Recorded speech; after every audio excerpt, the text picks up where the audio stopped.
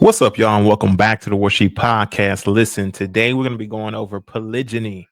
Is it biblical? Is it not? And is it made very clear whether it's been banned throughout the Bible or not? All right, we're going to get into that and really breaking down some of the intricate details of polygyny and what it's described as. Right now, here on the Worship Podcast, we're going to be shedding light because we know that light creates understanding. Understanding creates love. Love creates patience, and patience that creates unity. So let's get unified in the spirit, y'all. Let's get it. Is the sheep preaching hate when he says, I'm not going to let the wolf eat me anymore? If the wolf comes in here, next time he comes in here, I'll do whatever I have to do to keep him off my back. Is the sheep violent or is the wolf the violent one? He wasn't teaching hate, he was teaching common sense. You know, somebody's knocking you over the head, stop him. Do whatever you have to do to stop him. You know, the ones that were knocking him over the head were afraid of the fact that he might swing back. So they said, no, he's teaching hate, he's violent. All right, y'all. Let's go ahead and get this thing rocking and rolling. Listen, there's a lot that I really need to go and dive into when it comes to this particular topic. And it's just peeling back the layers, right? We're gonna be diving into this thing. It's gonna take a nice little process. All right. So y'all gonna have to rock with me here. Yep. Y'all gonna have to roll with me here on this process and breaking this down. Okay. So let's go ahead and dive into this thing. Listen, uh the Bible doesn't explicitly say anything about polygyny being banned. Now, before we go into it, let me address some of the things in regards to how can you determine whether this is somebody else's wife or not. If they kept records back in Hebrew times, if they all kept records as to who was married to who, how can we do it now if we're after this Greco-Roman Western society form of monogamy, right? And documentary wise, right, you can only have one marriage license per spouse. You understand what I'm saying? If you wish to have a marriage license, well, I would have to rebut that. Okay, I would have to rebut it and disagree with that position, because I will rebut it and say this: if you have a marriage license, that's up to you whether you would like to receive it and be married through the eyes of the state or not. You understand what I'm saying? But if you wish to form a marriage covenant, just as they did in the times of old, all you would do is draw up a contract, and that contract will be backed by trust. Okay. You would take that contract and put it in your trust, and you would make your spouse a trustee of that trust. Okay. And slash beneficiary. Now, you can do that if you had a revocable trust. You can definitely establish something like that. So now you can really back this contract up, right, with a revocable trust. Now, a revocable trust will allow your spouse, or any woman that you're looking to enter into a marriage contract with, to not only be a trustee within that trust, but also they can be a beneficiary within that trust. Okay, so they can be able to play both roles. Okay, not all trusts will offer this to the individual you're looking to get married to, or whatever it may be, whether it be concubine or wife, whatever you're looking to do. Yes, form a trust, get that trust established, and then form a marriage contract where you both sign right under the eyes of the Most High Yah. Right, you guys have been joined in union, and then of course you consummate the marriage afterwards, after the signing, after the ceremony, things like that, and take that contract, place it in a trust, and outline the trust agreements, right? That the agreement is pretty much within the contract that's disclosed. Now, the trust, the revocable trust, is also can be filed in the county. Okay. So that is public record. So at any point, you can be able to look this up. This information is public record for everybody to read. You can be able to do it like that. And of course, on your contract, you're going to have witnesses who's witnessed your ceremony, who's witnessed this, that this event take place, and they're going to also sign your contract. So not only does the Most High witness you guys getting married, but also you have witnesses that were part of the ceremony. And not only you have witnesses that are part of the ceremony, but you're also backing it up and filing it into public record with through your trust agreement. So that's how you can get around the marriage contract only allowing one spouse, right? Only allowing one wife, is form your trust, get your second, third, fourth wife, or all your wives, right? 1 through 4, whatever, you know what I mean, 1 through 4, and take those wives, make them trustees and beneficiaries of the trust. Outlined is what the regulations are for your marriage contract, right? And then the witnesses also sign the trust agreement, or the contract itself. You know what I'm saying? And every trustee that is a part of this trust also signs as well. They also can sign their own signature, validating this as being tangible proof and evidence that you can take to court. Like you can take that to the bank. And I know a lot of us who aren't familiar with court proceedings and aren't familiar with how those things work. It's the same thing, really. You get the same amount of benefits, right? That's outlined within your trust. Same thing. You can be able to walk into and open up bank accounts either through the trust or through your name. You can change your last name, whatever it may be, as well, legally.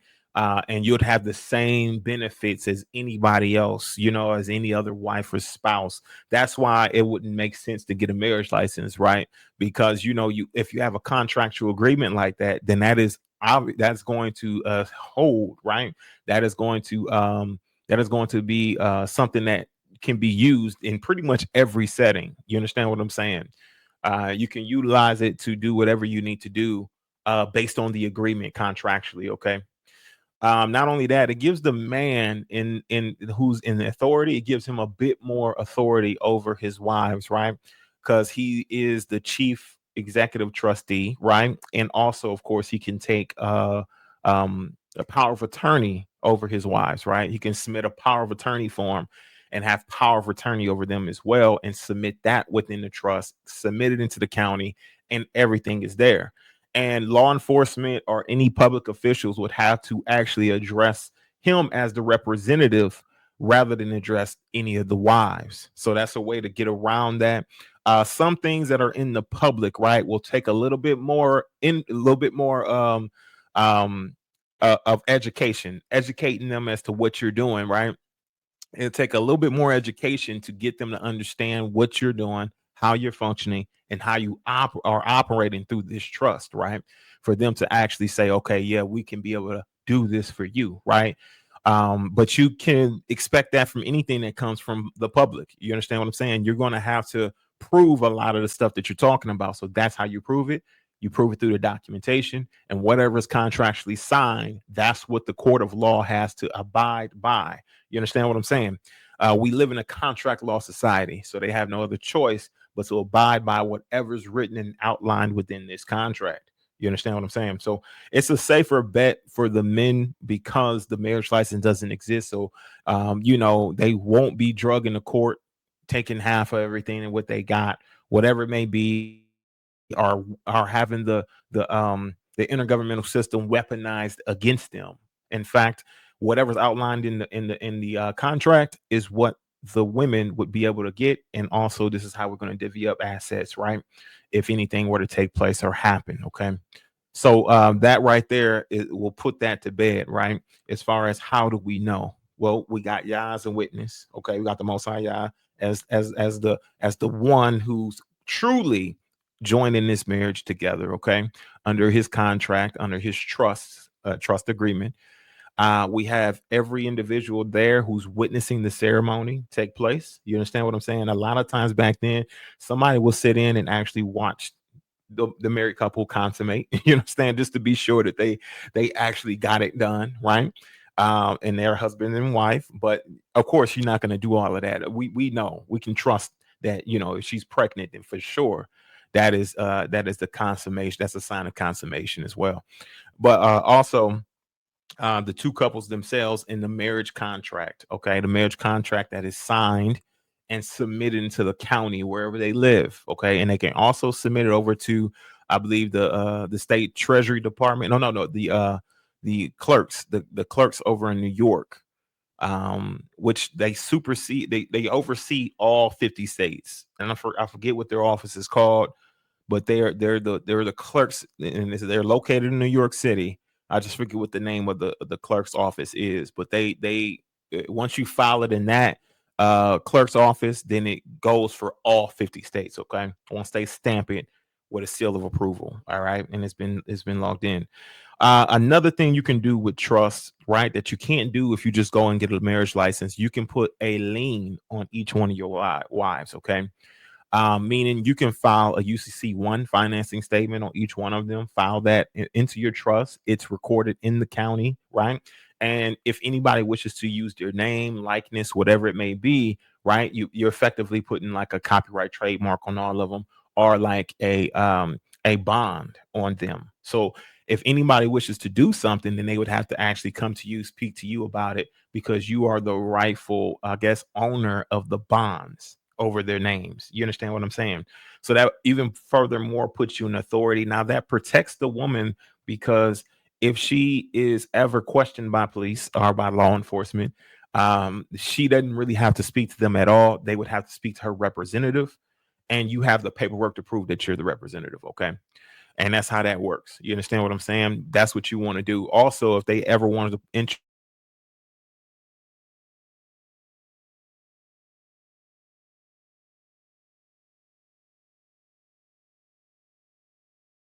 have to satisfy they will have to satisfy the lien that's on their names in order for them to issue the bench warrant. Okay.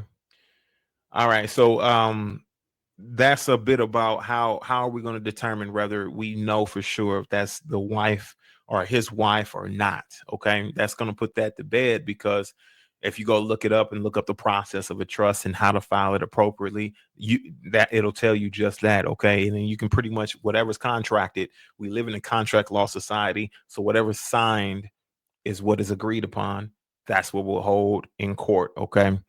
So okay, so let's go ahead and move on to the main course of the lesson here. I just wanted to address that real quick and then tell people how to effectively do it. You understand what I'm saying? If you need help with it, let me know. Let me know if you need help with it. Of course, I do charge a fee. You know what I mean? Because that's a lot of paperwork. It's a process. So I do charge a fee for that. But I'm giving you the game so you can be able to do it if you're somebody who practices polygyny. Okay. All right. So now my thing is this. No, the Bible did not explicitly, okay, did not explicitly forbid polygyny. Let's keep it a buck. Despite what you're hearing, despite court of public or whoever wants to make a video in regards to it, um, and I'm going to break down the reasons why it never explicitly forbid polygyny, and I'm going to go through everything. I'm trying to fine tooth comb it as much as I possibly can. However, there are both not only positive but negative, okay, things that are associated, consequences that are associated with polygyny. We all know there's positives and there's negatives. You understand what I'm saying? To any situation, monogamy has positives and negatives. You understand what I'm saying? So it doesn't really matter. Like if you were to be in a monogamous space with a woman, you understand what I'm saying? Committed, devoted, whatever it may be, you can still have a spirit of lust fall upon you, and you can go out and you commit fornication, right?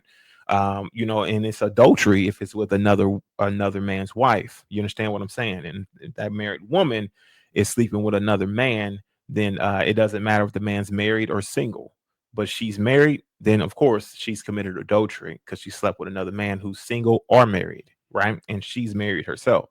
Now, if a man is single, and or if a man is married and he sleeps with a single woman, then it could be labeled as fornication, but it's not adultery.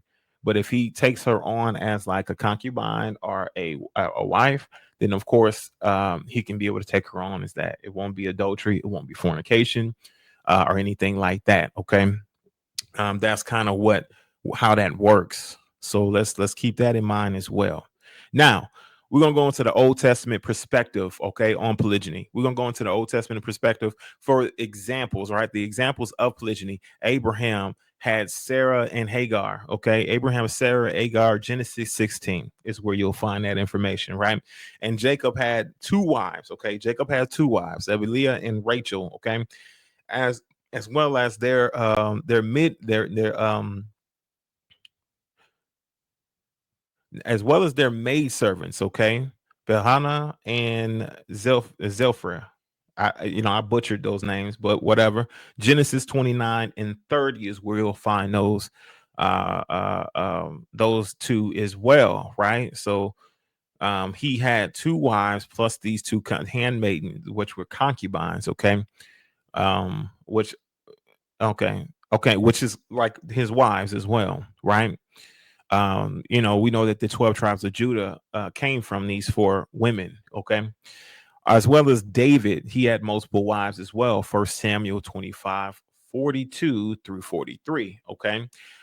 Solomon had 700 wives and 300 concubines. Okay. So Solomon was busy. I don't understand how he fulfilled his his obligations to all these women, 700 and 300 concubines. He had to been doing nothing but having, all day long, every hour of the, because of course you do have an obligation to not only provide but also to for conjugal rights, fulfill the need for conjugal rights.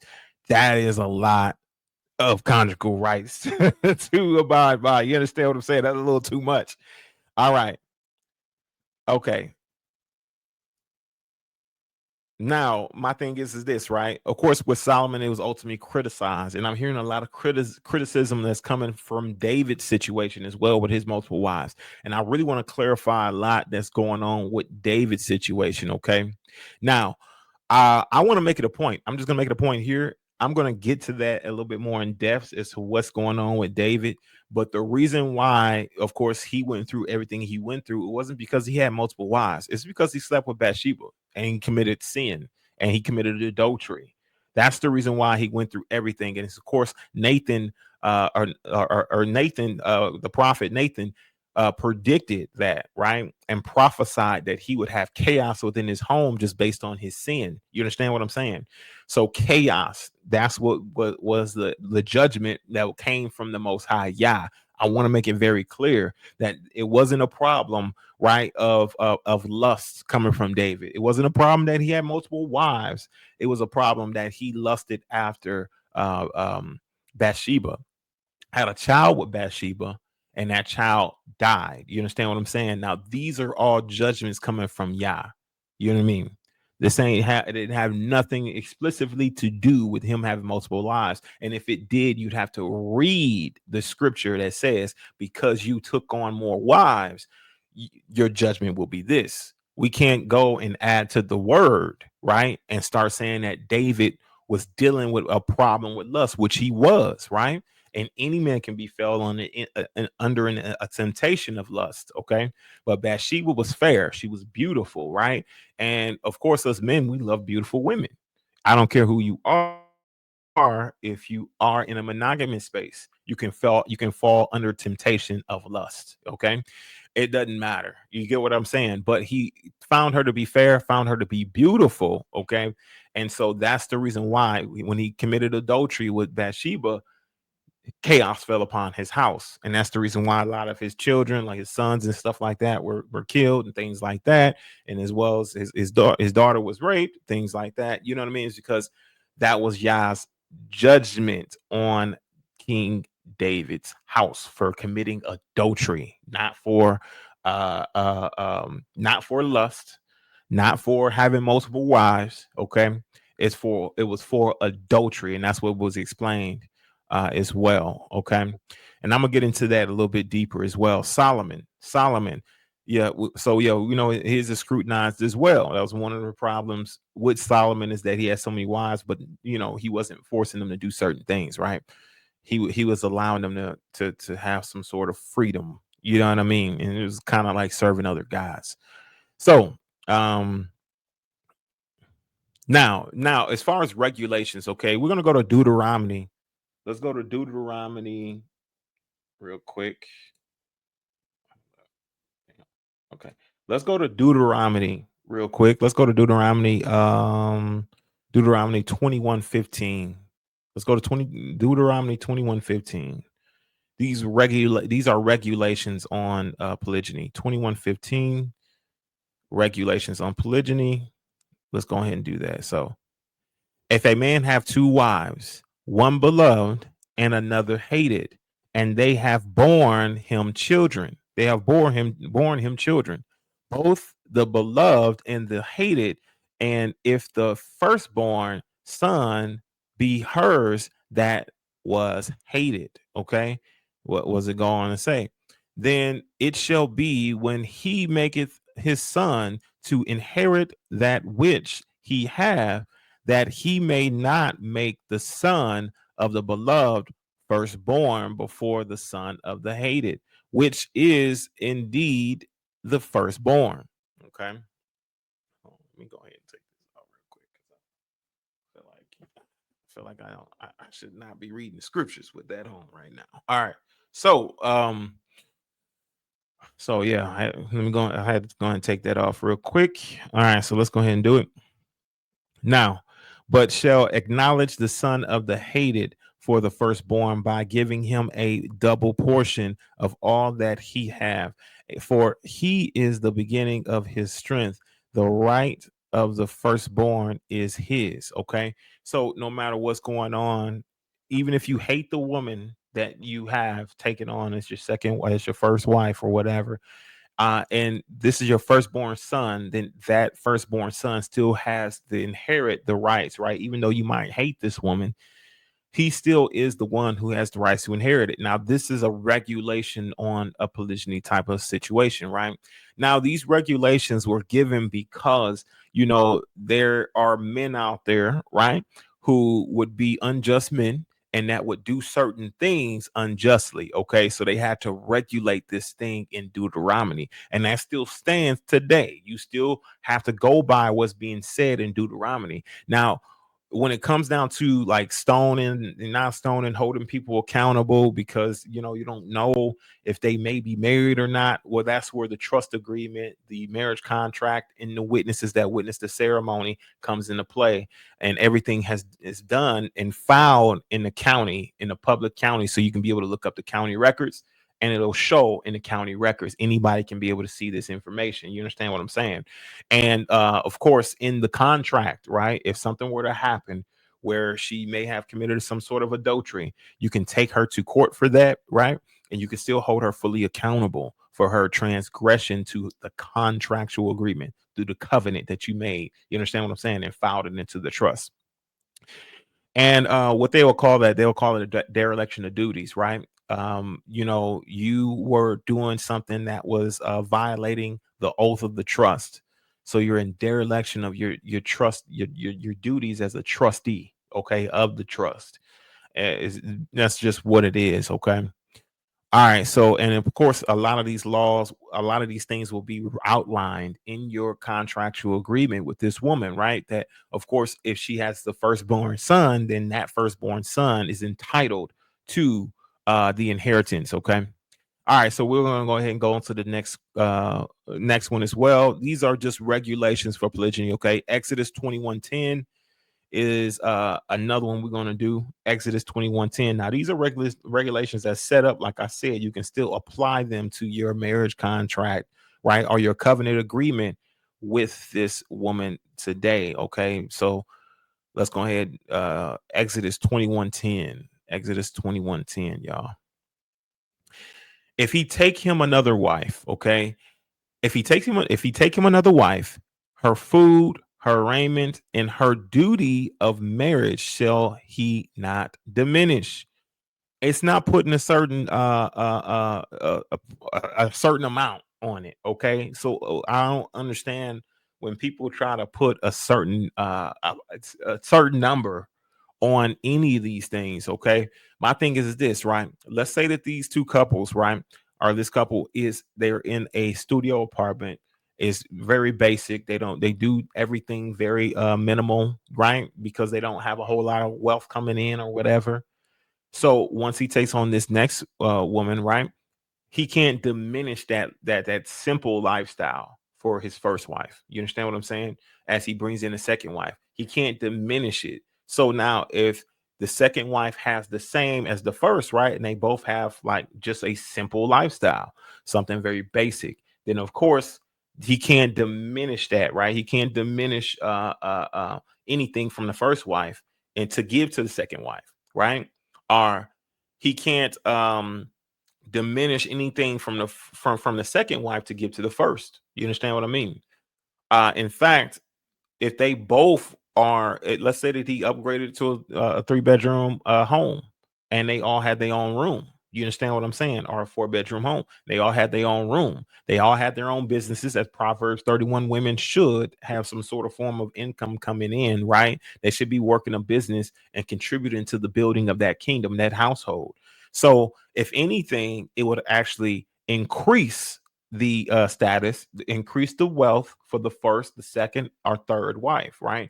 Adding on another wife who may have skills and talents, who is contributing to the household. Now, if you had your first wife and you added her on and she was not looking to work or build a business, well, you can't force her to do certain things like that, right? So that's why it's like, if she's already looking to contribute, make contributions, and get out here and build a business, whatever it may be, bring in some sort of form of wealth or income, then that right there helps the household in its entirety, in a whole. You understand what I'm saying? As well as, of course, the man, he continues to do what he's doing. So, depending on who this man selects, he can select women who are effective with building. You understand what I'm saying? And they understand business. They understand how to grow a business and work a business. So he adds them on. That would be adding on more wealth to his home as well, right? So that's one thing. That's another way to look at it, y'all. You gotta look at it and not just as one lens as to where all these women aren't doing anything to bring in any income. Okay, you gotta look at it as to where these women are also P31s who are out there getting it too. You get what I'm saying? Not just sitting on their hands or whatever it may be. All right. And if he do not these three unto her, then shall she go out free without money. Okay. Now, if he does not do the things here, right, and if he diminishes the things that the wife is receiving, then she is free to leave. Okay, but she can't leave with something. She has to leave without anything at all. All right. So we're not giving a full scope as to what the truth is. Yeah, no, he can't diminish it, but if he does diminish those things, okay, then she can choose whether she wants to stay or she wants to go. You understand what I'm saying? But if she goes, then she cannot receive any money. You know what I mean? Or she can stay rocking out. She can contribute to the pot, whatever it may be. So let's keep that a buck, right? You still can take on this woman. You can still take on a second woman, regardless on if the arraignment, if the duties of marriage or whatever, food, whatever it may be, regardless on if it may be diminished or not, you can still take this woman on. It's all up to the other wife, whether she wants to stick around or if she feels like she's not being adequately provided for. She can choose whether she wants to stay or go. You understand what I'm saying? Now, if she decides to leave, like it says here, then shall she go out free without money, right? She can go out free without money. You know what I mean? She has an ability to leave that space. So that's one of the biggest things that we need to really pay attention to as well. When we're reading the scriptures, we got to understand the context of what we're talking about and not just stick to one thing and say, you know what, you can't afford it, you can't do this, you can't do that. Well, it doesn't matter if he can afford it or not, right? Only thing that truly matters is she able to contribute to that space? If she can't contribute to the space and he doesn't have enough resources for her and the first wife, then it wouldn't be best for them to join. It wouldn't be best for them to join or unify. Maybe they can court until he gets it to where he can do it for both of them, right? Or they are able to do so within the household. Okay. There's an option there because this woman may love this man and this man may love this woman, right? Wants to bring her on as a second wife and is heavily considering it. But that doesn't determine whether or not. It's just all about the man's character. Is he able to properly handle this? Okay. And we're gonna go over that as well because I know it's like characteristics that we speak of too when it comes to polygyny. But let's go ahead and continue, right? We're gonna go to Deuteronomy 17:17 and we're going to get more regulations on polygyny. Deuteronomy 17:17. So hopefully that clears it up for some of y'all who keep saying like it's a money thing, it's a wealth thing. It's not. It's really just about the resources. Do you have the adequate amount of resources to be able to care for both? Or can all three of you be able to produce the adequate amount of resources? It never says anything about whether or not she is permanently having to stay at home or not. You get what I'm saying? A P31 woman would understand how to produce and grow business, whatever it may be, but also contribute to the home. So let's keep that in mind as well. Neither shall he multiply wives to himself, that his heart turn not away, right? Neither shall he greatly multiply to himself silver and gold. Now, when it comes to this right here just warns Israelite kings, right, against taking too many wives. That's what it's saying. You don't want to take too many wives. It's not saying that it's putting you don't. It's warning Israelite kings and people in leadership, warning them to not to take too many wives, as it may lead their hearts astray from the Most High. You understand what I'm saying? So you don't want to take on too many wives, and you don't want to have too much money, right? Because either one of those things may lead you astray from Yah. You understand what I'm saying? And it's just warning them. It's not saying that they can't do it. It's not saying that that they'll be condemned for doing it. It's just saying that, hey, you don't want to multiply this, neither shall this, right? You should not multiply it, but multiply that to yourself, because you don't want to be led astray. Okay. So a lot of these things, you got to know.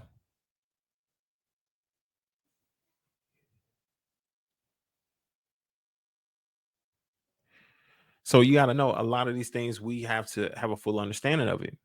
And it shall be when he sitteth upon the throne of his king, okay, of his kingdom. And it shall be when he sitteth upon the throne of his kingdom. So of course we know they're talking about a king. We're talking about a king here. You know what I mean? So we got to put it in proper context. We're talking about a king who's going to sit upon the kingdom, okay, that he shall write in a copy of this law, in a book out of that which is before the priests, the Levites. Okay.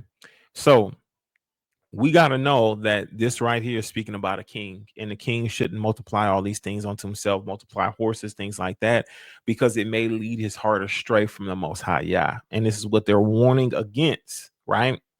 And it shall be with him, and he shall read therein all the days of his life, that he may learn to fear the Elohim, the master, his Yah, right? To keep all the words of this law and these statutes, to do them. Okay. So, yeah, this is the reason why, because they want to keep him in fear of the master, of Yah, okay, of his Yah.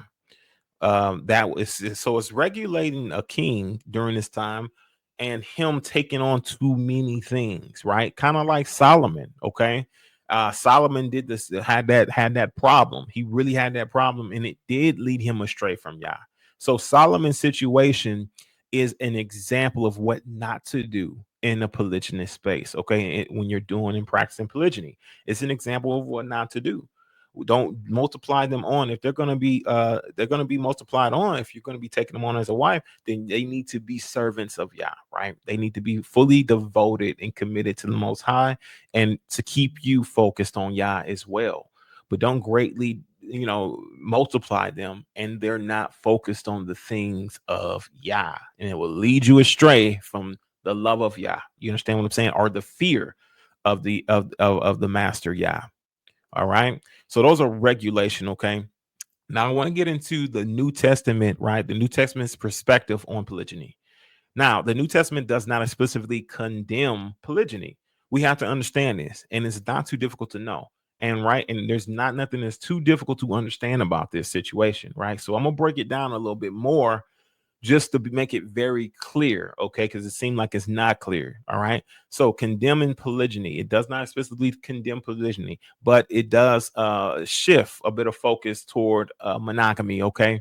And I'm gonna explain why it shifts the focus to monogamy. Now, the reason why it may seem this way, okay, is because Jesus affirmed the Genesis scripture, right? Or the Genesis model of one man and one woman, okay? And that would be becoming one flesh, all right? And that's over in Matthew 19:4 through 6. Okay, it speaks about that. Now, Paul instructed the church leaders, okay, to have to be a husband of one wife. And I'm gonna break that down a little bit further because it says to be a husband of one wife, and that's First Timothy 3:2, and also states some things like that in Titus 1:6. Okay, which suggests that, of course, monogamy was the preferred structure of marriage during those times, right? Is what it is what it actually suggests. Okay, it doesn't say that it don't mean that it was. It just That's just what it suggests that it was. Okay, so let me go ahead and peel back the layers of it and break it down. So now, in conclusion, of course, um, the Bible in its entirety, right, does not outwardly ban, okay, polygyny. There's no scripture that you can find that says that it would ban a man having multiple wives. And I'm going to show you why the scriptures that are being used to misunderstand the situation. I'm going to break that down a little further too, okay? Because we all need to know this, right? Now, now it does suggest, right? It does suggest monogamy in some areas, okay, as the ideal as the ideal in later teachings, okay. Now it does suggest monogamy as the ideal marriage format in later teachings. It acknowledges polygyny as a reality, though. You like, right? So the Bible in the New Testament, things like that, acknowledges polygyny as a reality. Okay, whereas to where it's more of an idea, it's like an idea in later teachings. Okay, not the ideal form of marriage, because we can't necessarily say that, right? But it's more of an idea in later teachings. Okay, so you may think that that's what they're referring to, and I'm gonna get down as to why you believe that that's what they're referring to, but they truly are not. You know what I'm saying? They're not referring to it as being a monogamous space. And I'm gonna get down as to the reason why you may believe that, and we're gonna break it down. Okay, so let's go through the motions, y'all. Now, particularly in the Old Testament, while warning about potential complications, right? So now in the Old Testament, of course, they've still warned you about potential complications when it comes to polygyny. So we got to know that, of course, there's complications. There's complications in monogamy that you have to warn people about, right? Now there's complications in polygyny as well. Any form of relationship, there's going to be complications. Okay. Now, let's go ahead and get to it. Now the key verse, right, in question, the key verse that's in question right now is First Timothy 3:2. Now, let's go ahead and go to First Timothy 3:2. Let's go and do that real quick. First Timothy 3:2. Timothy 3:2. A bishop then must be blameless, the husband of one wife, vigilant, sober, of good behavior, given to hospitality, given to hospitality, apt to teach. And he's apt to teach. Okay. Now, this is describing a bishop, somebody who's in a position of leadership. Okay. This is what Paul is instructing Timothy during this time. Now, I want to really go into the etymology of the word, of the phrase of one wife. Okay, of one wife, right? I want to go into that real quick. Okay, at the word one in Greek is henos, right? Is henos. The word one in Greek is pronounced henos, right? And the meaning of henos in the Greek, the definition of henos is one. Okay, it's one, a certain one, or it's at least one. Okay, or first. These are some of the definitions of henos in Greek, which means one. Henos means one. So one of the definitions is at least once, and or at least one. Okay, and if we were to look it up and see exactly what it's saying in regards to at least one, he knows, and cross translated it in the Greek. So in the Greek, he knows means at least one or first. Okay, in the Greek. So let's go ahead and pull that up real quick. Boom. I'm going to share the window. That's what I'm going to do.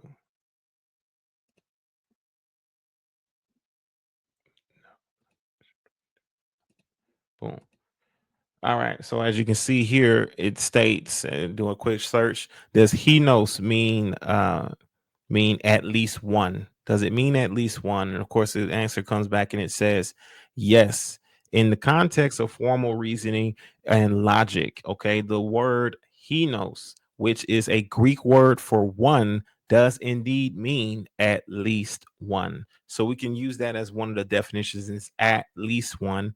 One is a definition for it, and also first, okay, is also a definition for he knows. Okay, so if cross translated in the Greek, at least one, first, a certain one, are one, are all definitions of henos in the Greek. Okay, now of course we can say in other cultures it means woman or wife, whatever it may be, woman or wife.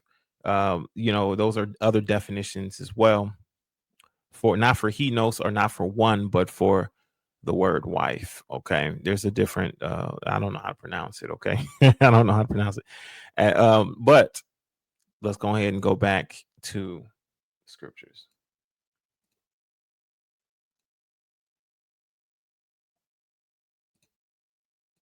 Now, so when it says in First Timothy 3:2, right? A bishop then must be blameless and the husband of one wife, or we can say the husband of at least one wife. We can say that as well, or the husband of first wife. You understand what I'm saying? Is what we can be able to use if we're cross translating it in the Greek.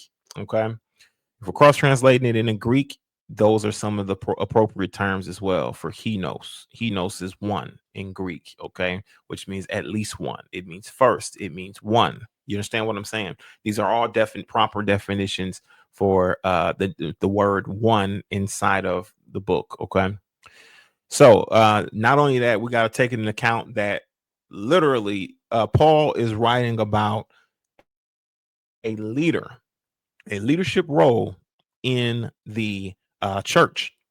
Now we have to understand back then in these times, he was writing to people who were Romans. He was writing to people who were Romans in Greek and things like that, right? And their primary, I guess, marriage style was monogamy during that time. Okay, during that time, their primary marriage style was monogamy, even though they weren't monogamous. Let's keep it real, okay? Hebrews were the ones who were polygyny. Polygyny was the biblical marriage, right? But back then he was speaking to those who were Greek. He was speaking to those who were Roman. You understand what I'm saying? And so their primary format for marriage was monogamy rather than Paul debating whether this is lawful or not, right? If polygyny is lawful or not, he's just addressing the leadership roles. He's addressing the leadership roles and what the characteristics of being a leader should be. Now, when it says a husband of at least one wife, right, or husband of one wife, he's just saying it based on your level of commitment, okay? You being committed to one wife, all right? Or have been committed to one wife. You can't have a bunch of women that you're dealing with, right? And you've only been with them for a few months, but it's like you're not committed to that woman. You get what I'm saying? That's not your wife. That's like maybe your concubines. You know what I mean? Um, so of at least one wife, right? Or of one wife, at least one wife. My thing is that like I said, it's the commitment, right? That they're looking for. That the bishop is committed to one wife. Now he could have one wife and his second wife, he just took her on, right? Or he could have one wife that he's been with for 5 years. Second wife, he's been with her for 6 months. You get what I'm saying? But there's a level of commitment there to a wife is what they're looking for. Okay. It's not specifying anything. All right. So that's what it's speaking about with Timothy, with First Timothy 3:2. Of course, like I said, cross translated into Greek, henos is the word in the Greek, and one of the definitions for that word is at least one. Okay, so let's continue. Let's continue. Let's continue. Right. Okay, so now does it prohibit polygyny? This verse applies specifically to, like I said before, this verse applies specifically to bishops slash elders within the church, like church leaders. All right. Not everybody as a whole, not all the congregation. So, very much well, the rest of the congregation could be practicing polygyny, right? Whereas to where it's only speaking about the bishop and the elder. Okay. And then not only that, it emphasizes faithfulness, emphasizes being faithful to a woman, right? Not necessarily monogamy, okay? Not necessarily monogamy as a universal rule, okay? But just being faithful, right? It does not explicitly say anything about polygyny. It doesn't explicitly say anything about polygyny, or it doesn't explicitly say anything about polygyny being a sin, okay? But rather that a leader should be known for being committed or devoted to at least one woman. Okay, that's what it's saying. And if we were to keep it simple, that is just saying that this leader should be committed or devoted to it to just or to one woman, Okay, right. But we know that the word one in Greek means at least one. You get what I'm saying? Okay, so while honos can technically mean at least one, it can technically mean at least one. In this context, the phrase is best translated as a woman, as one woman man. You understand what I'm saying? Rather than an endorsement of polygyny. So it's not an endorsement, but it's also not a condemnation of polygyny. Okay. In fact, it's not really even suggesting anything in regards to polygyny. It's not suggesting anything in that way, right? It's not really trying to talk and say that polygyny is bad. It's not trying to say anything like that. Peter or Paul is just addressing Timothy, right? And letting him know the conditions of being in a leadership role. And that's all. Like I said, he was talking to guys who were Greek or in Roman. Back then, during those times, monogamy was their thing. You understand what I'm saying? So, like I said, he's not going to debate polygyny. He's not going to debate whether it's right or wrong. You understand what I'm saying? He's just going to address the topic. And in fact, he'll keep it a bit neutral. Okay. We're gonna get more into that as well, right? Now, that was mostly what the focus was, faithfulness and things like that. Now,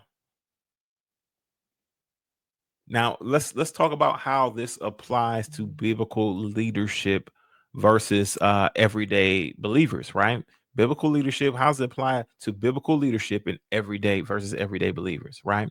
Now, okay, so now that we understand more about First Timothy, right, 3:2, now that we understand more about that, right, as emphasizing the faithfulness rather than the monogamy. Okay, it emphasizes how faithful, how devoted are you to one woman. Okay, you know, but of course you can have more than one, but how devoted are you to just one, right? Then monogamy as a universal rule. Okay, as a universal rule, let's break it down just a bit further. Let's go a little bit more in depth. Biblical leadership, elders, bishops, deacons, things like that, right?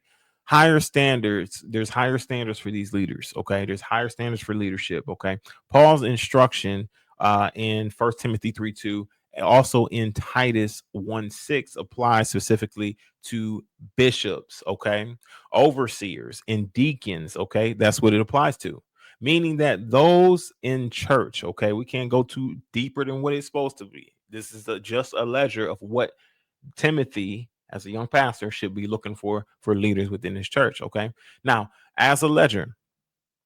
Now, meaning that those in the church in church leadership were expected to be above reproach. Okay, in their marriages, they should be above reproach.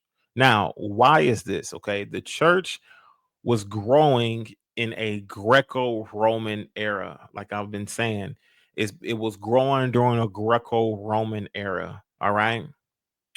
Now, what now where polygamy or polygyny was rare. Now, this was a rare situation, okay? And um in the marital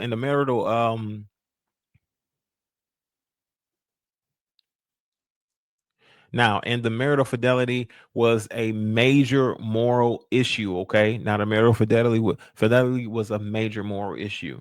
If a leader had multiple wives or was unfaithful, okay, or is unfaithful to his wife, it would cause scandals, right? It would cause public scandals during that time and hurt the church's reputation.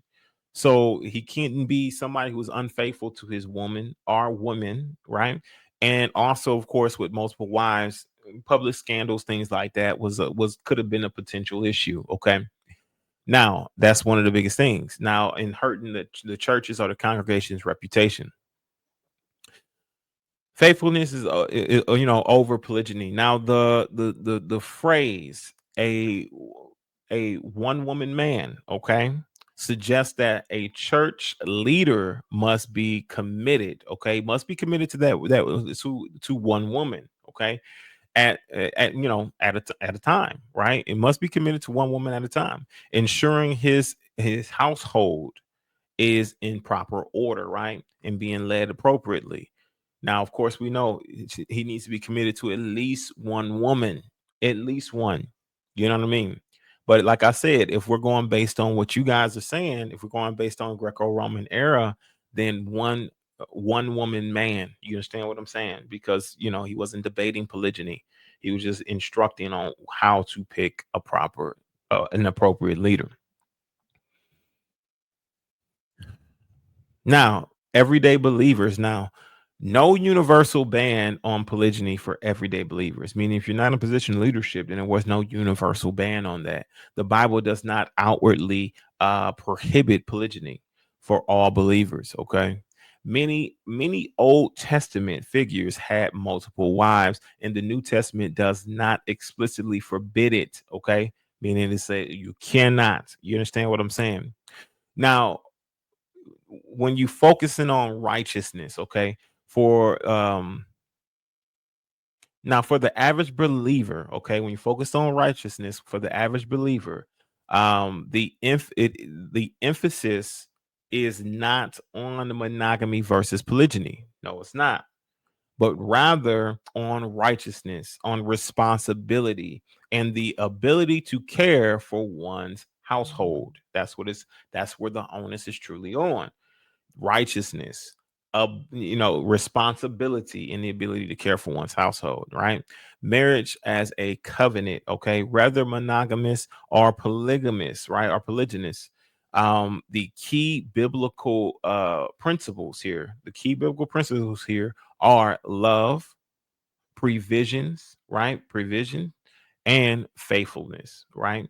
And that's you'll find a lot of that in Ephesians 5:25 and also First Corinthians 7:3-5. Okay. You guys can go ahead and search that out for yourself. I got a lot more to cover. Okay. Does this mean polygyny is ideal for today? It's not necessarily ideal for today, right? Because there's so many different barriers legally that does not allow it or permit it, just based on Greco-Roman society, right? Now, social and legal barriers, many modern right societies, especially in the West, here in the West, right, have laws against polygamy or polygyny, right? Which means practicing it could result in like legal issues, like legal trouble, right? Now, there of course is like there's practical conditions, right? Practical conditions. Having multiple wives requires wisdom, financial stability, and emotional balance. Okay. Now, these are some of the things that you really need to have in order: wisdom, financial stability, and emotional balance. You need to be emotionally balanced. That's one that's really important. Okay. Financial stability is extremely important. And then, of course, using that wisdom to ensure all relationships remain healthy and functional. Okay, any relationship to remain it to keep it healthy and functional. Now, polygyny, biblical versus the modern context. Okay, now that we've established that, the Bible regulates polygyny, okay, but it does not outwardly condemn it or forbid it, okay? It regulates it, but it doesn't outwardly condemn it or forbid it. Now, let's explore some of the functions, right, of it. Now, in the biblical context of polygyny, let's why was polygyny practiced in the Bible? We can go through a little bit as to why, right? Population growth and survival. That's one of the main reasons why. Now, in ancient times, war and famine was a big thing. That was a big deal. And disease led to male being male population being condensed. Okay. Now it led to a lot of casualties, things like that. So now we have what, and often a lot of these women were left behind or were widowed, okay, or whatever it may be.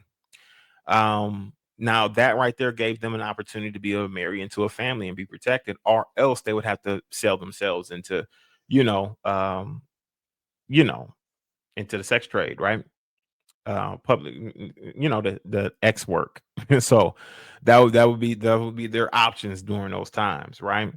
Especially for protection, when it comes to being protected and things like that, as a woman, you would have to have a covering, because you got a lot of men out here who would wish to, do certain things. So, but if you had a covering, you're a married woman, right? Or you had a husband, then you would be protected. Okay. Now, polygyny helped provide stability, right, for widows and for unmarried women. Okay. That's what it helped to do. Now, the economy in the social security. Okay. Women have fewer rights back then. All right. Women have fewer rights and often depended on men. Okay. And often depended on men for protection, for provisions, and things like that. That's just kind of what the society was. Now, multiple wives ensured more people were cared for. Okay. Were cared for, and that they had that family function. Okay. For within the family structure. So now, of course, the times has changed. So now it's like more of a accepted thing, accepted culture, for a woman to actively be doing otherwise, right? So but back then, that's kind of what the culture was. Okay, so yeah. Now, the legacy and lineage, many biblical men took multiple wives to expand their households, right? And ensure, right? And secure a family bloodlines, right? Sometimes if you're with a certain spouse or a woman and you're only able to produce daughters with this woman or whatever it may be, and you're looking for an heir or you're looking for a son, a lot of times, a lot of these men would go and find another woman to produce the heir, right? Just kind of what the culture was and still is. You understand what I'm saying? Especially in a lot of Islamic or Muslim cultures, as well as Hebrew culture. That's kind of what this is. This is an Eastern type of form of relationship. It's not a Western style relationship that came from Greco Rome, right? So Greco Romans were the ones who really practiced monogamy and did not practice polygyny. Okay. So if you consider yourself to be Muslim, if you consider yourself to be Islamic, whatever it may be, or Hebrew, then those cultures practice polygyny. They didn't practice monogamy. And of course, that was heavily regulated. So your character, things like that, made a huge difference. Your balance of emotion, whatever it may be, made a huge difference as to whether you should practice or not. Divine permission, but not necessary, not necessity, right? But not necessity. God allowed polygyny, right? He allowed it, but it often came with family strife. Okay, let's keep it a buck. It really did. Okay, Sarah and Hagar's rivalry is outlined in Genesis 16. Okay, and Leah and Rachel's jealousy towards each other is over in Genesis 30. So, of course, there was strife. There was some sort of form of contention that's spoken about. These are things that are spoken about, are written about as teaching tools. So you can be able to learn a little bit more about what not to do and what to do during these situations. Okay. So we ain't gonna breeze past it. We're not gonna. Yes, it did form those things. Okay, but like I said, this is things that are helpful tools to read about to teach you what you should do and what you shouldn't do in this space. Okay, how was polygyny regulated in the Bible? It was fair. It was a fair treatment that was required. Right, the fair treatment was required by men. Okay, they had to, do the things that were outlined in Exodus 21:10. It was fair treatment for all wives. You understand what I'm saying? Now, those same things, the same things that are written in Exodus 21:10, you can put that into in the contractual agreement, right? And everybody who's there, witnesses as well as yourself and the woman that you're looking to marry, signs it, and of course it's already outlined in that contract or that marriage covenant, right, that you're going to place in your trust and file it in county to make that more known to the public. You understand what I'm saying? Not only you got witnesses, but you also got the Most High, and also now it's recorded in the county. It's the same thing as a marriage license with certain benefits and privileges that they offer from the state. You may have to take them to court or prove what you need to prove in court in order to take advantage of those benefits and privileges. But outside of that, you still can be able to execute it. Okay.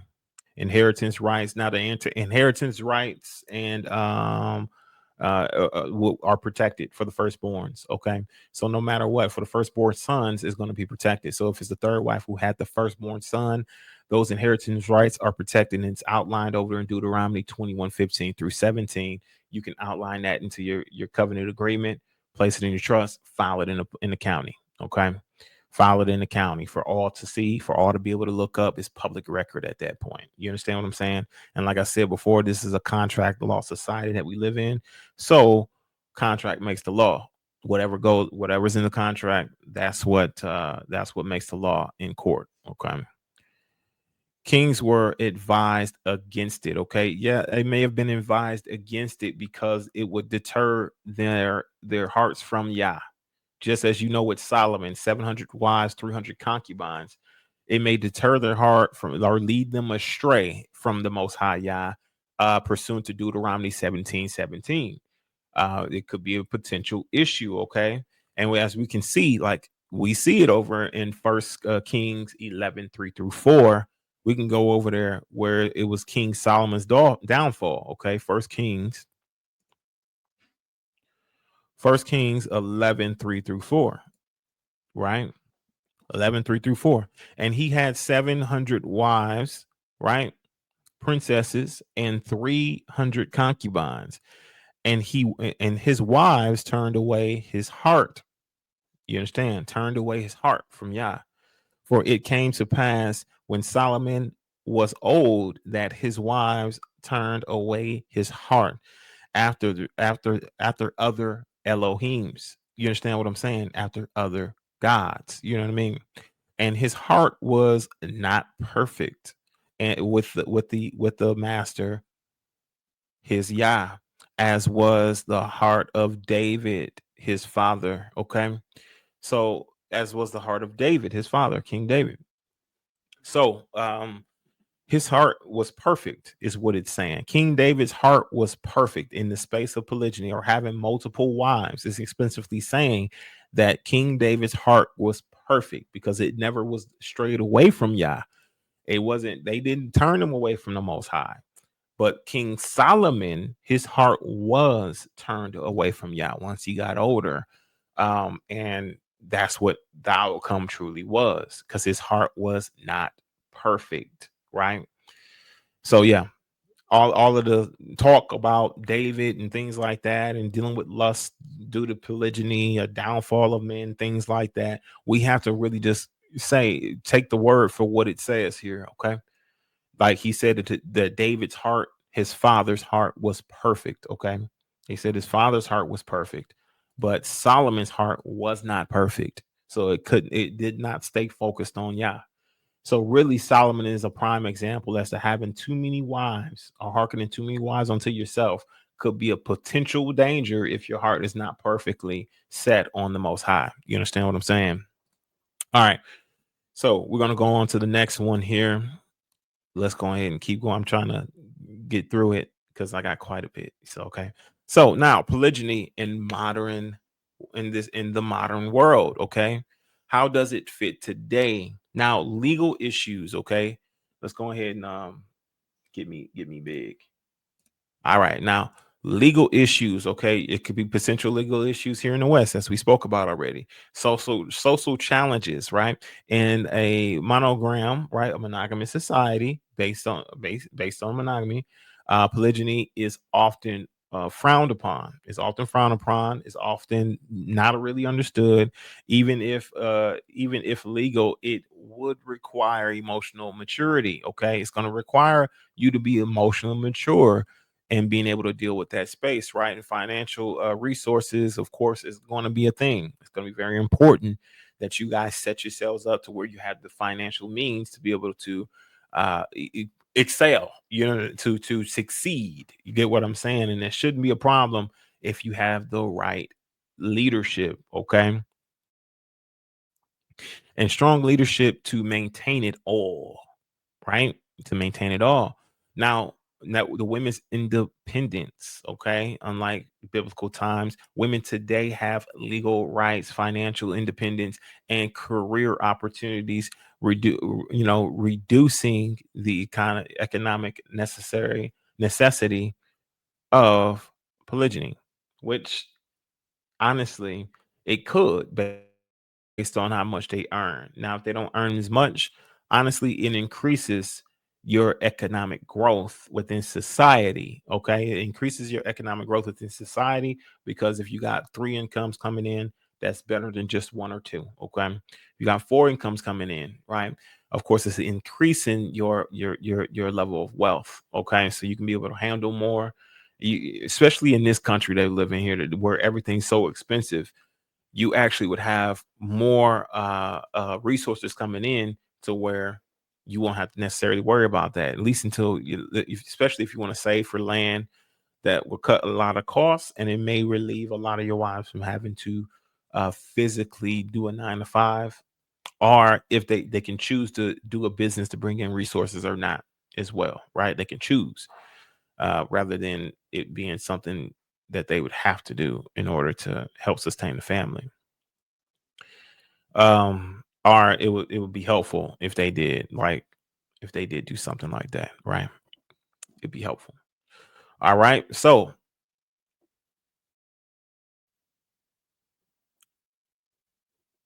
where is polygyny still practiced?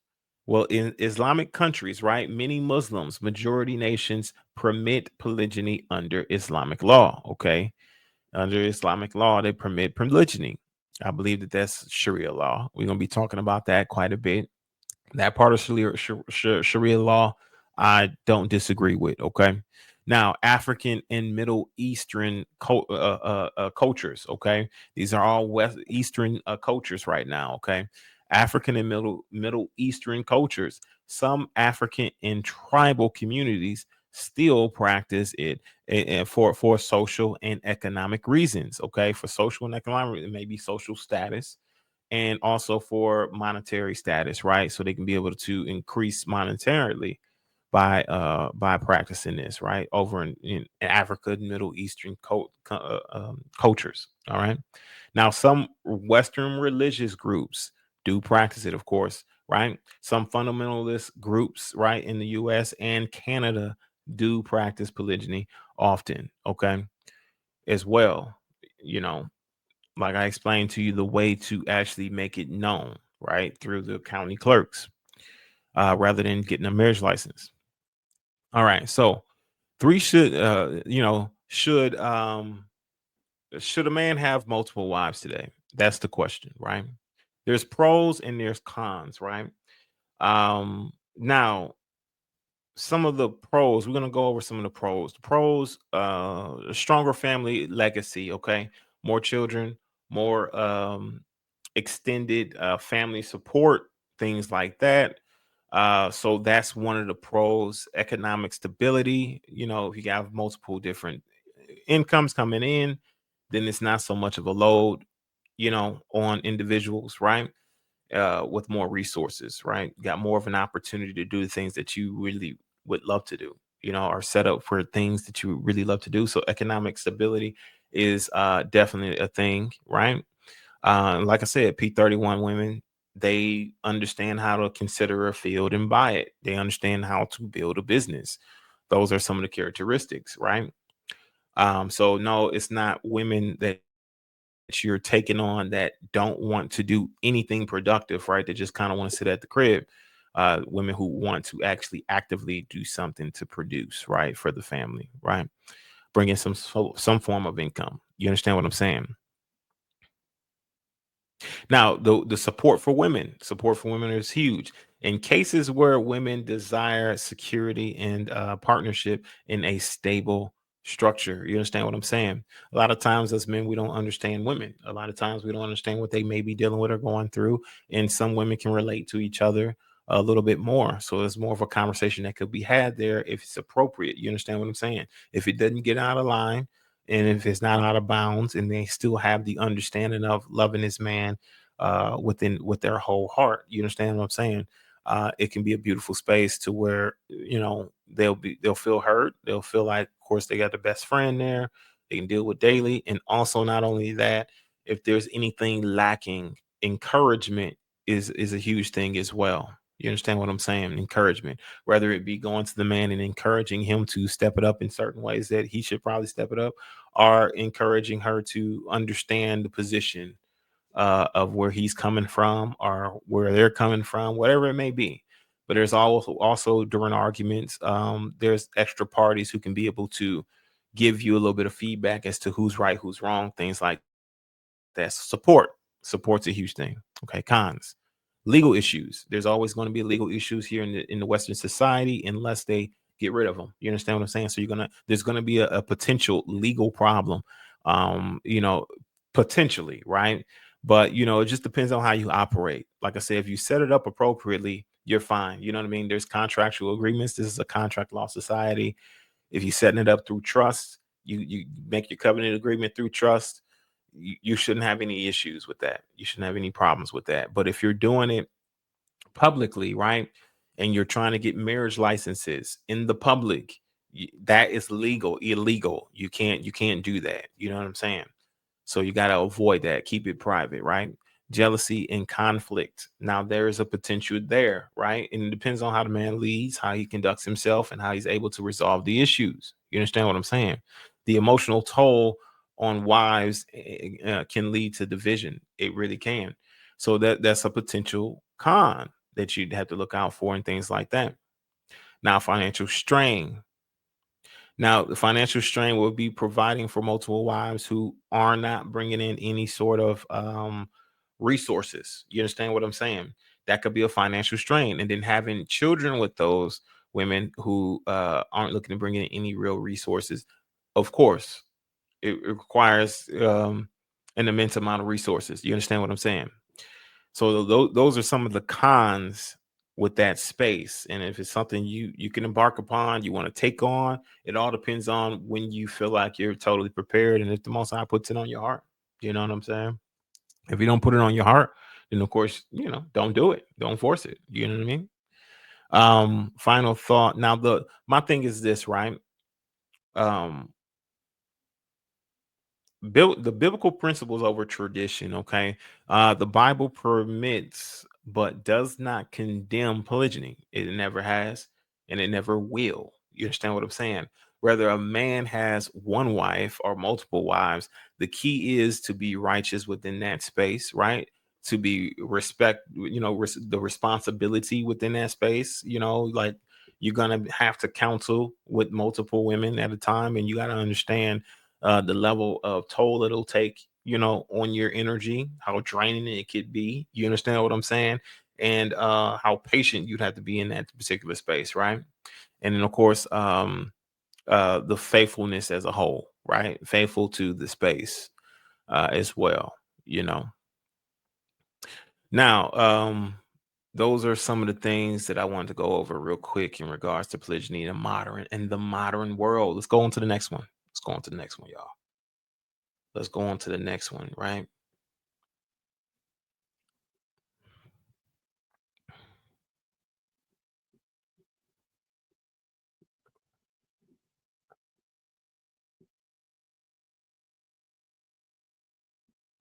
Now, I want to go over this one because I believe Isaiah is the one who prophesied this, okay? Now, over in Isaiah 4:1, we're going to go over to Isaiah 4:1 real quick. Isaiah 4:1. Now, we got to understand Isaiah is a prophet, okay? So, if we're having issues with this conversation, then we got to take it up with the word, okay? And this is speaking prophetically, okay? And the remnant needs to be prepared. A remnant prepared, okay? Now, Isaiah 4:1, and in that day, 7 women shall take hold of one man, saying, we will eat our own bread and wear our own apparel. Only let us be called by thy name to take away our reproach. Okay. So they just want to be married. They just want to be in the status of wife. You understand what I'm saying? They're saying, listen, we will handle our own responsibilities and provisions. You just give us your last name. You just, give us the honor to be a wife. You understand what I'm saying? And like he's prophesying here. This will come. This will come in the days, right? So my thing is this, he's like, in that day, meaning speaking prophetically, speaking in future tense, things to come, right? In that day, 7 women shall take a hold of one man, okay? Saying, we will eat our own bread and wear our own apparel. Only let us be called by thy name. Yes, they're going to make the provisions for themselves, right? We just want the last name. So that's why I say once people go to say like, oh, well, you can't diminish from the first wife. Yeah, you can't diminish from her. But also it's not saying that you can't add to her either, right? You understand what I'm saying? So if you were to take on the second wife, and this second wife has talents, or she's built a business, whatever it may be, and it adds to the household as a and adds to the household whatever resources that she has, that it increases what the first wife can be given, right? So before you take on the second wife, you can establish this first, right? Whether or not she would be an asset to the family, whether or not this would be a good move, whether or not you're financially ready to take her on. And if you're not, then you can prepare yourself to be ready, right? Especially if you guys are committed, and then bring her on once you are ready. But either way, if she can add to the right, add resources, add fine. Listen, they don't speak against that, and they don't say that's an issue to do it like that, right? They just don't.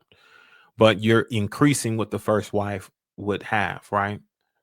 You're increasing that, and then of course third, fourth, right? You're just only increasing everybody's living situation, okay? Through resources being added onto the family. Okay. Um, but this is what it speaks about, what Isaiah prophesies. Of course, we can provide for ourselves. We just want the last name, right? To take away their reproach, right? So that's one of the biggest things that we need to that I wanted to really touch on was this prophetic prophecy coming from Isaiah, right? Now, of course, let's just go ahead and break it through point for point. It says, in that day. Now, this phrase often refers to a period of judgment, okay? A period of judgment, a period of crisis, right? A period of restoration. In this case, it follows Isaiah 3, okay? Isaiah 3, which speaks of war, okay? It speaks of war. It speaks of destruction and loss of men in battle. Okay, so in regards to that, of course, there's going to be women who are going to be available and single, whatever it may be, and they're going to be looking to join someone's family. Okay, just so they can have somebody, right? Take away the reproach, right? Okay, so now seven women shall take hold to one man. Let's go a little deeper. Okay, This implies a shortage, right? A shortage of men. Possibly. Now we can definitely say the shortage would be here. You're losing a lot of men to LGBTQ. You're losing a lot of men to prison, okay, to jail, prison. They're getting locked up. You're losing a lot of men to gang violence, street wars, whatever it may be. They're getting shot and murdered, and whatnot. You're losing a lot of men to wars. They've been sent overseas for battle. But LGBTQ is one of the main reasons why a lot of men are you're losing them. You understand what I'm saying? They're getting real thin out here, possibly due to of course, like I said, war, all those things I just named. Now, this will lead women to desire marriage even under unusual conditions, okay? Even under unusual conditions, such as polygyny. You know what I mean? Because the societal norm is monogamy, which comes from Greco-Rome. It's a Roman form of relationship. And that's what was kind of prevy during the time of Paul, right? The time of Paul when he wrote the letter to Timothy and things like that. Okay. So he wasn't, like I said, he wasn't arguing or debating polygyny was wrong. He was just giving them a criteria as to what leadership should be, which is faithful to a woman. Okay. Or if we were to, like I said, we cross translated one, right, in the Greek. Now, in the Greek word, because back then, of course, they spoke Greek. When we translate it in Greek, it could mean one, it could mean at least one, it could be first. You understand what I'm saying? These are some of the translations in Greek. So we can apply any of those translations to the text, right? Because it was translated from the Greek to English. All right. So let me see. All right. Now, only let's be called by thy name, right? To take away the reproach. The reproach, okay, the reproach, right? That could mean like the shame of being single. Like if you go to some cultures, of course, they call them leftover women. You know what I mean? It can be shameful in some cultures, especially in like Japanese culture, things like that. It can be shameful for you to go unmarried. It is in Western cultures in ways, right? For you to go unmarried or for you to be a single woman, it is considered to be shameful, but it's not just out there, right? Because it's more insulated. But honestly, it is, right? It is because people ask questions. You understand what I'm saying? Like why? So there is a level of shame, but it's just not in the forefront. People don't go off doing certain things, right? Like they would in other cultures, calling them leftover women or whatever it may be. Um, it's shame of being unmarried and childless. You know what I mean? These are two things that could be shameful, right? So the reproach, the shame of being single or being unmarried, right? Which was considered what dishonorable for women, right? And especially in ancient times. Now, not like I said, certain cultures still to this day, for you to be unmarried and without having any children, it's still uh dishonorable, right? It's still considered to be dishonorable. Okay, so that's one of the biggest things as well, just to kind of give you some context behind that. Does this prophecy, does it endorse polygyny? Now let's say, does it endorse polygyny? You understand what I'm saying?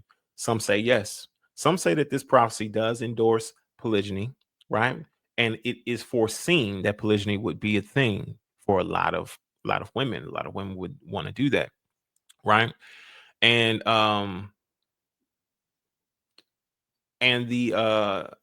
women will be willing, right, and willing to enter these polygynous marriages due to the circumstances of war, of the collapse of society, which LGBTQ is like a collapse of society. You understand what I'm saying? Because you can't produce anything out of that. You can't produce children out of that space. So uh, that'll collapse these societies, right? Our culture shifts, you know what I'm saying? Our cultural shifts, like the MGTOW movement, where men are going their own way and not necessarily marrying women, right? But they're just kind of fornicating. You understand what I mean? So, but yeah, they're not getting married. That's MGTOW. Now, I would say some would say no, like some biblical scholars. Some of them out there would say no, if I'm being fair. Someone would say no. Someone would say, like some of these biblical scholars would say, that they believe that this passage is not commanding or commanding polygyny, right? Or it's not really making a call for polygyny. But the description, right, and everything like that, and historical reality where men were you know sacrificed in war, things like that, I would disagree with that. Or they're off to war. Some of them would argue it, but I mean, if you just take a look at the text, read it for yourself, he is prophesying that polygyny would be on a rise at some point. You get what I'm saying? Now, could this really apply for today? Could it apply for today or anything in the near future? Right now, is there a modern gender imbalance today? Okay, some argue that due to the factors of war, of LGBTQ. Okay, incarceration rates are up on men, honestly, tell you the truth. And the like I said, the instability, the economic instability, meaning like like wealth. You understand what I'm saying? Shit's expensive in the West. You understand what I'm saying? So the economic instability, right? There are already a fewer eligible men, right? Eligible men in some communities. Okay, now leading some women to consider polygyny, right? So that's just going to lead them to consider more of a polygyny type of style of relationship because of the economic opportunities, right? Not only that, the incarceration rates are up, right? The LGBTQ are taking a lot of them from you, as well. And also the factors of war, which Iran, we might be going into that pretty soon, right?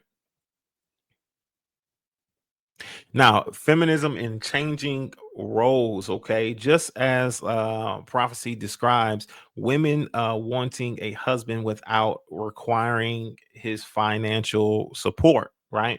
Some women today prefer to share a high value man rather than settle for one they see as unworthy, okay? Rather than settle for one they see as unworthy.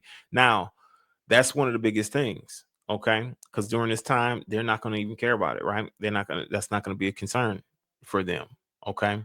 But they'll prefer it, but of course, it's not going to be a concern for them because they'll just, want to provide for themselves. Now, it really does speak to the times that we're in, right? Because a lot of women are able to effectively do a lot in the workforce, right? In 9 to 5s in corporate America, they're able to achieve higher paid positions than men and hold those positions longer than men nowadays. You understand what I'm saying? So that's just kind of speaks to our society and the way that it is currently today. Like I said, a lot of women do hold high paid positions in corporate America that men are currently not holding. You understand what I'm saying? And for longer. So the end times interpretation, some believe that as society declines, war, plagues, whatever, cultural shifts, like LGBTQ, polygyny may resurface, right? Polygyny may resurface as a necessity in the culture, in the country, rather than just a choice or something that's illegal. Okay, just like they did over in Switzerland and some other countries, you can go there and polygyny is legal, and they encourage it because they got so many women and not enough men to be able to get them married to. Okay, so, even with this prophecy, okay, in Isaiah 4:1, now suggests a time when women are outnumbered, right? A time when women are outnumbering men and are willing to accept polygyny to avoid the reproach, the shame of being single. right? The shame of being single, whether this prophecy has already been fulfilled, right? In ancient times or times of current times. You understand what I'm saying? Or it could happen here in the near future, right? Now, a lot of this stuff is up for debate. Of course, you can always debate a lot of this stuff, but honestly, it's looking like some more of a current time type of thing, near future type of situation, just based on where our society is moving. Okay. Back then, in past times, women couldn't really work. You know what I mean? They weren't really able to. Now they can hold high paying positions. So I believe that that's going to fit more of a current lifestyle than it would anything of old. Okay. All right. So now I believe some people out there says that Paul speaks against polygyny pursuant to First Corinthians 7. Okay. And I really wanted to go to First Corinthians 7 2, right? And break down this key verse that people are referring to. So let's go to First Corinthians. We're gonna go First Corinthians 7 2. Okay. So First Corinthians 7 2, right? Nevertheless, to avoid fornication, let every man have his own wife, okay? And let every woman have her own husband. All right. Now we're gonna go ahead and break this thing down, right? Now, does this mean monogamy only? That's the biggest question. Does this mean, or is it referring to monogamy only? Okay. Now, when it says leave every man his own wife, right? And let every woman have her own husband, okay? Does this mean monogamy only? Some argue that his own wife, right? His own wife and her own husband suggests 1-to-1 marriage model, okay? A 1-to-1 marriage model, right? However, in biblical Hebrew and Greek, okay, this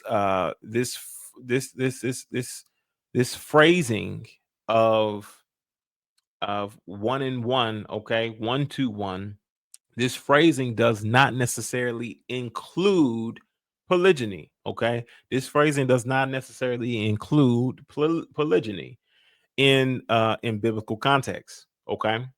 A man's own wife could refer to one of multiple wives, okay, while still being individually his, okay, while still being individually his. Now, the example that I would want to get is Jacob and his two wives, okay, Leah and Rachel. All right.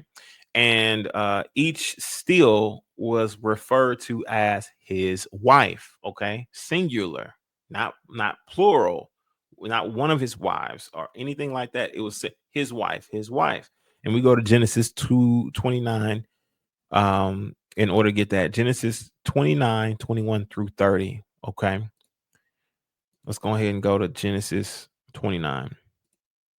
And we're going to read 21 through 30. And Jacob said unto uh, Laban, and Jacob said unto Laban, give me my wife, singular. Okay, give me my wife, singular, for my days are fulfilled. Who's he speaking of? Which wife? You understand? He said, give me my wife, for the days are fulfilled, that I may go in unto her. Okay.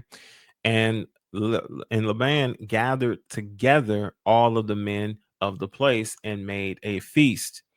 And it came to pass in the evening that he took Leah, Leah, his daughter, right, and brought her to him, and he went in unto her. Okay, they consummated their marriage. Okay, so he was speaking of Leah, all right, as his wife. You understand what I'm saying? And Laban gave unto his daughter Leah,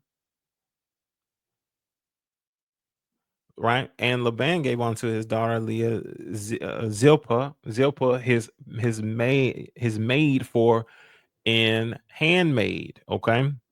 for an handmaid. And it came to pass that in the morning, behold, it was Leah.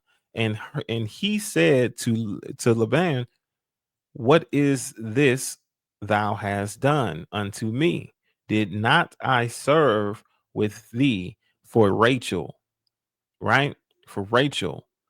Wherefore then hast thou beguiled me? Why did you deceive me? You understand what I'm saying? That instead of giving me Rachel, you gave me the handmaiden. And Laban said, it must not be so done in our country, right? To give the younger before the firstborn, okay? To give the younger Rachel before the firstborn, which is Leah, right? Fulfill her week, and we will give thee this also for for the service which thou shalt serve with me yet 7 other years. And Jacob did so and fulfilled her week, right? And fulfilled her week. And he gave him Rachel, his daughter, to wife also. Wife also. You understand what I'm saying? Not wives, not anything plural. Wife. You understand what I'm saying? Also. And Laban gave to Rachel his daughter, Bilhah, his handmaid, to be her maid. Okay, so now they both have handmaids as well. You understand? And he went into also unto Rachel, and he loved also Rachel more than Leah. So he loved Rachel more than he loved Leah, and served with him yet 7 other years. Okay. And when the master saw that Leah was hated, he opened her womb, but Rachel was barren. Okay. Opened her womb, Rachel was barren. So there was a consequence for him hating Leah. Okay. Because he didn't want Leah first. He wanted Rachel first. And they gave him Leah first. And then he was able to take Rachel, but they both were considered a wife. You understand what I'm saying? That's why it says two will become one flesh. Yes, when a man consummates with, each individual woman, she's considered to be a wife, not wives, not a sister wife, but to be a wife, singular, her own wife. You understand what I'm saying? She is a wife all on her own. You understand what I'm saying? And yes, he can be able to be one flesh with multiple women. You understand what I'm saying? Whereas to where one woman can only be one flesh with one man. Okay. All right. So, yeah, we got that. We got that all read up. Let's go ahead and move on to the next one. That was the good example here. Now, oh, my bad. Let me go ahead and get this. Boom. Okay. So y'all can see the scripture. My bad, I forgot that y'all can't see the scriptures, but it's all good. Other keys, right? Some of the other key points, right? For First Corinthians 7, okay. First Corinthians 7:4, right? Mutual authority. The wife have not power of her own body, okay. We're gonna go ahead and go to First Corinthians 7:4. First Corinthians 7:4. First Corinthians 7, verse 4. Okay. Come on now. Look. First Corinthians 4. First Corinthians 7, verse 4. All right. All right. So we're gonna read 7:4. And then we're gonna read 10:11. Okay. Now the wife have not power of her own body, but the husband, and likewise also the husband have not power of his own body, but the wife. Okay, so basically, it's trying to tell you that in this verse, okay, this verse is it promotes mutual marital powers, okay, or responsibilities, mutual marital responsibilities, but does not indicate polygyny is forbidden. Okay, it doesn't indicate polygyny is forbidden. It's just saying that you have mutual marital responsibilities. You guys are both responsible for each other, right? It ain't just the man responsible for the woman, but it's the woman who's responsible for that man. You understand what I'm saying? So we got mutual marital responsibilities, right? We're gonna go to First Corinthians 7:10. We're gonna get that one as well, because I know these are some of the ones that people use heavy, right? Now, 10 through 11. All right. And unto the married I command, yet not I, but the Elohim, or but the master. But the master let not the wife depart from her husband. Okay. But and if she depart, let her remain unmarried or be reconciled to her husband, and let not the husband put away his wife. Okay. And I know it's speaking in singulars. Okay. It's speaking in singulars, right? But we also know that that Jacob, Jacob, his wives were also referred to in the singular, not the plural, but the singular, as wife. Leah was wife. Rachel was wife. They both were singular, not plural, not sister wife, not wives, not Jacob wives. It was singular, his wife. You understand what I'm saying? So not plural, but of course with seven here in First Corinthians 7:10 through 11, right? Paul emphasizes the commitment, okay, but does not address anything about polygyny and anything directly. You understand what I'm saying? But the level of commitment is what he's speaking about in this particular passage. He's not talking about polygyny. He's not talking about that you have to, stay one woman, that one woman needs to be with that one man and things like that. It has nothing to do with polygyny. Like I said, back in those times, it was a Greco-Roman era, and he wasn't, even though he kept the law, he kept the Old Testament. You understand what I'm saying? Didn't speak against it. He kept that, and it was he in Hebrew culture. But in Greco-Roman, right? These churches were coming up during the Greco-Roman era. So they were more monogamous. Okay. They were more monogamous. That's why he's not addressing polygyny, because he doesn't believe that polygyny is condemned. You understand what I'm saying? He just doesn't. You know what I mean? But he's going to say these things in this context because of the era, the time frame, the era that they're in, a Greco-Roman era where these people are Greek or Roman. You understand what I'm saying? And they are used to monogamy, not polygyny. This is not a debate whether polygyny is lawful or not amongst these believers who are Roman and who are Greek and Roman. So if you Greek and Roman, then you would take all of this, right? And you'll say, okay, well, we can't practice polygyny because you're Greek and you're Roman. That was their primary relationship form. You understand what I'm saying? Our primary form of relationship. But for Hebrews, we've always been polygynous. You understand what I'm saying? So now that we got that down, right, that this right here is just the level of commitment one onto another. Okay.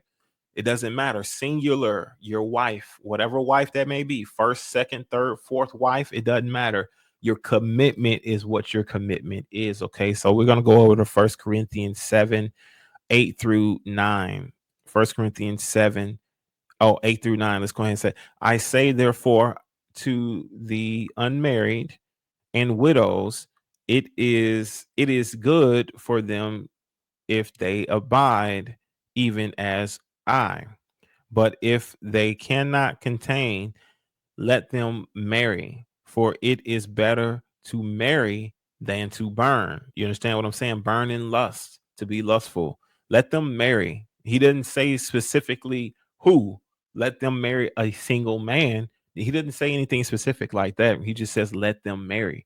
Marry who? Unmarried and widows. Who are they marrying? Whoever they if they need to join a family, marry a married man, then they can do so, right? Let them marry. He's not very specific as to who they should marry. Now, Paul encourages marriage. Okay, Paul encourages marriage in this one, in 1 Corinthians 7, 8 through 9, for those struggling with lust, This right here would be a solution, okay? But this right here, it does not specifically speak about monogamy versus polygyny. It does not speak about that, okay, at all. Now, that's one of the biggest things I really want to make clear. Now, of course, Paul's views on marriage, right, in its context, in proper context, he was addressing Greco-Roman believers, okay, Greco-Roman believers during that time, right? Unlike ancient Israel, Rome and Greece were primarily monogamous in cultures. Okay, they were monogamous cultures primarily, right? So he was addressing Greek and Romans and Greeks. Or you understand what I'm saying? That's who he was addressing. Let me go ahead and go big on y'all real quick. Mm, hold up. So that's what he was addressing. He was addressing them, right? His focus was on righteous, not on structure. Okay, his focus was on righteous. So Paul emphasized avoiding fornication, okay? Avoiding fornication and staying faithful rather than what? Debating polygyny. Okay. He wasn't debating polygyny. He was just avoiding fornication. Okay. So again, avoid fornication. Let her be married to someone. It doesn't matter who it is. You understand what I'm saying? It doesn't matter if he already has a wife. We just want you to be married to someone. You understand what I'm saying? Now, same thing with Paul. His teachings align with the Old Testament, right? His teachings aligns with the Old Testament principles. Okay, since the Old Testament regulated but never actually banned polygyny. Okay, it regulated it, but it didn't ban it. Okay, it is unlikely that Paul was I was outrightly forbidding it in any way, fashion, or form. Okay, much like what Peter said, much like the writings of Paul, okay, which can be misleading and hard to understand, which those who are unlearned, they rest on that misunderstanding. You understand what I'm saying? Those who are unlearned, they rest on that misunderstanding. Same thing. If you say that you're an Israelite, you say that you're Hebrew and you keep the dietary laws, right? You don't eat pork, shellfish, or anything like that, then surely we understand that the Old Testament, Paul is keeping the Old Testament as well. It never condemned it in the Old Testament, and it did not outwardly condemn it in the New Testament. It's just giving guidelines and stipulations to people who are Roman in Greece. In it's Greco-Roman era. So Greece, these are people that are Greek and Roman who practice primarily monogamy. So we got to put it all in context as to what's really being said when Paul is writing his letters. He speaks to those who know the law. You understand what I'm saying? He ain't speaking to nobody who don't know the law. You get what I mean? So we can't apply the writings of Paul and say that this is the reason why through the fallen state of man, you can't practice this particular form of marriage. You understand what I'm saying? There's regulations from the Old Testament, not condemnation, and there's regulations on it, and that carries on into the New Testament, just as the dietary laws carry on into the New Testament, right? As well as you keep the dietary laws if you're Hebrew as well, from the Old Testament to the New. Okay. Same thing, same situation, right? Now with this here, I'm gonna say the final verdict. Okay, did Paul speak against polygyny? The final verdict. The answer is undeniably no. Paul did not speak against polygyny. Look, Paul did not explicitly forbid polygyny. He never did. Never did. If that's the case, then some of these passages that Paul wrote in his letters, because these are all letters that he wrote in his letters, then we need to go ahead and take them seriously when he says that, of course, we're under a new schoolmaster, and of course, now the law is done away with, right? Then we need to hold on to that too, right? You understand what I'm saying? So, but let's take it for what it truly is and put it in its proper context. Like same thing with Paul saying that man with longer hair should be a shame unto them, but that is the custom of the people during that time. It was just their custom. It wasn't something that was like a sin or anything like that. It was just their custom during that time, right? And they were arguing about if men should have long hair or not, much like how some argue about it today. So we got to understand that Paul was teaching the people of Rome, teaching the people of Greece how to conduct themselves in this newfound religion into being a Hebrew. Okay. Because Paul said that he was a Hebrew of the Hebrews. You understand what I'm saying? So he's teaching Timothy, he's teaching the Corinthians, he's teaching a lot of these other individuals, Romans. You understand what I'm saying? How to conduct themselves. All right. He's teaching them how to conduct themselves. Now, let's go ahead and go on. Let's go ahead and go on. Now we're gonna go ahead and go over. We'll see how much we got left here.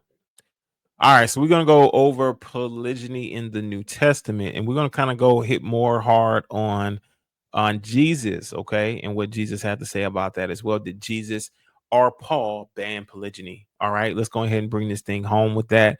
All right, many assume that Jesus and Paul established monogamy, okay, established monogamy as the only righteous form of marriage, but okay, but this assumption lacks a direct biblical basis. It has no basis. You understand what I'm saying? If we're in a court of law, I will submit a potential petition, right, to dismiss, right, due to lack of standing. But it has no biblical basis. This thing has no biblical basis. You can't go and pull up a scripture that says, no, you cannot have multiple wives. You can't do it. It's not going to be written. It's not going to be outlined in text. You understand what I'm saying? You can only find these scriptures that you believe insinuates that you can only have one. And then not only that, these are leaders, bishops, deacons, things like that, that it's referring to, as well as over in the Kings, it tells them that they need to refrain from taking on multiple wives for the simple fact that it may deter their heart from the Most High Yah. Now, these are people that's in positions of leadership, positions of authority, not talking to the people as a conglomerate, as a whole. You know what I'm saying? So, and it's not to say that these people that's in leadership also have to be referring to one wife, right? They can have multiple wives, but it's like they have to also have their heart perfected, right? Meaning they won't leave the love of Yah, right? Or the fear of Yah. What Jesus said about marriage, okay? Now, Matthew 19:4-6 is where he talks about this, okay? Matthew 19:4-6 is where he talks about that. And he answered and said unto them, have ye not read that he which made them at the beginning made them male and female? Speaking about Genesis, where Genesis made Adam and Eve, okay? Or the Most High made Adam and Eve, male and female. You understand what I'm saying?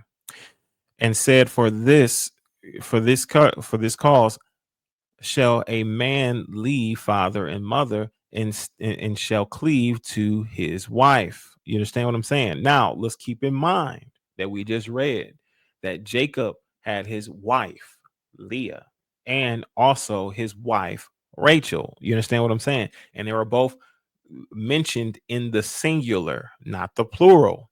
You understand what I mean? So it's not speaking about just one wife in this passage.